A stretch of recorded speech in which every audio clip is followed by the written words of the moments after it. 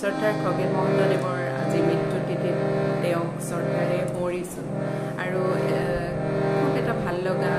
গীত আচলতে মোৰ ঘৰৰ পৰা সঁচাকৈ সতীয়ালে ৰিং এটাৰ বাটহে